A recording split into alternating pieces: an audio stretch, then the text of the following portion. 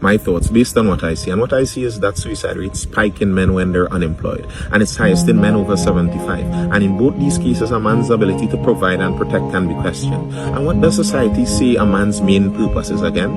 And for women, suicide rates dramatically fall when they're mothers and when the child is at home with them. And it's highest in women ages 45 to 66 when menopause sets in. And if you made a decision to not be a mother, that decision can become permanent. And if you did become a mother, chances are at some point between there's when the child would leave your home. I'm sure the amount of struggles someone goes through has a lot to do with it, but sometimes a purpose can make your struggles worth it.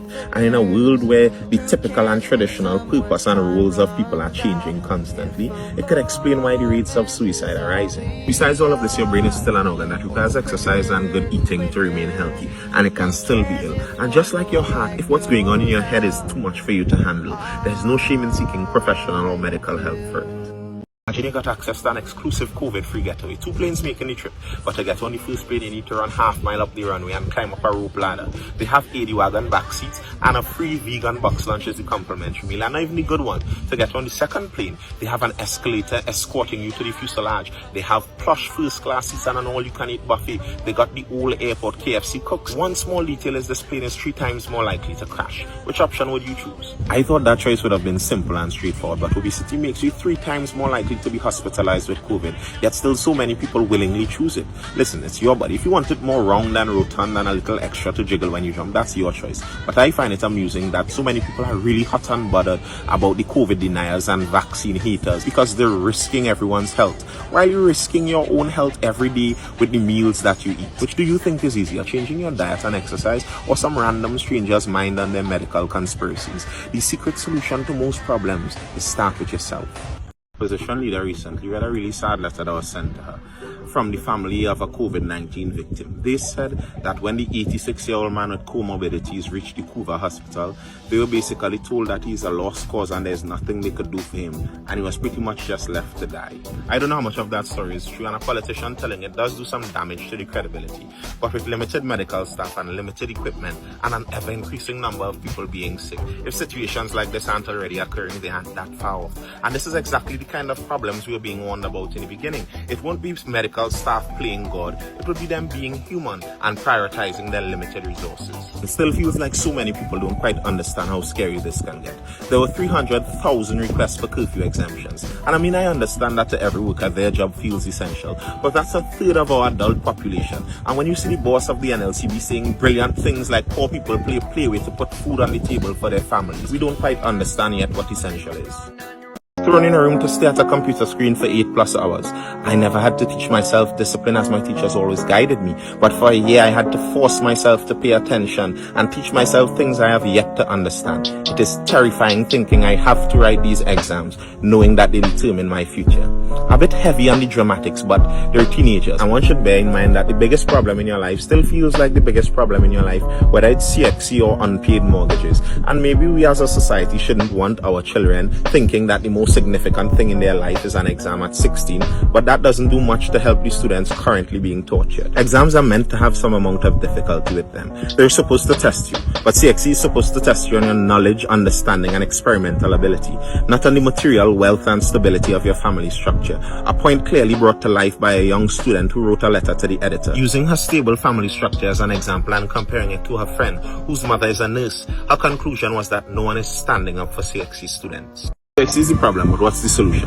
Outright cancelling the exam is going to throw off our education system for like a year. So if we aren't going to do that, what are the alternatives? The student who wrote the letter to the editor proposed that CXC change to a pass and fail marking scheme, and that would decrease the stress, but tertiary level education institutes use CXC grading scheme to decide who is a suitable fit for their institution.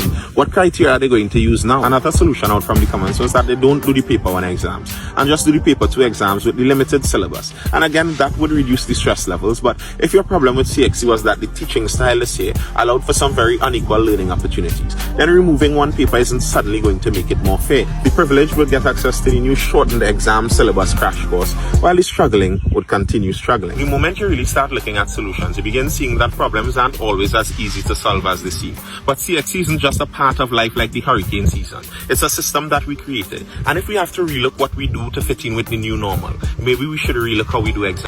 They say it takes 10,000 hours of practice to become an expert at something, and that's not completely true. It's according to what you're practicing for those hours. You could be practicing garbage, and then you'd still become an expert, but you'd be an expert at garbage.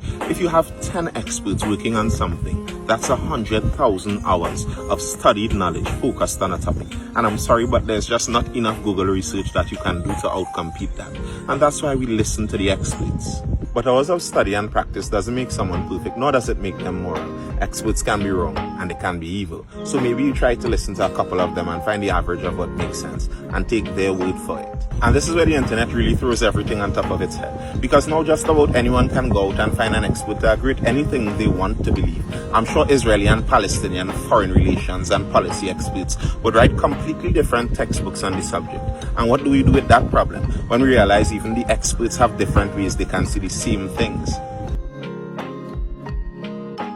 Beat dads. Why do some men run out on their children? I think because they can. The act that makes someone a parent happens 9 months before the real world consequences are seen, and it's only one parent carrying the child. The other parent could get very far away in the meantime. So in the most literal sense, they run because they can. And in the cultural sense too, some cultures have a very low single parent rate, while some have a higher rate. In the cultural sense, men run because they can. Because in some cultures, pregnancy means you understand the meaning of a shotgun wedding, while in some cultures, a mother would willingly take care of her son while knowing he isn't doing the same for his child. I think sometimes the importance that society puts on men being providers can hide the importance of men as fathers, and allow a lot of men to escape with the bare minimum because of low expectations. But when you see the importance of fathers, look for any study on violence and crime and see the effect that fathers have on it. And the fatherhood superpower provides herd immunity too. In a study, they found that if a fatherless child belongs to a community with a high percentage of good fathers, they still get the benefits.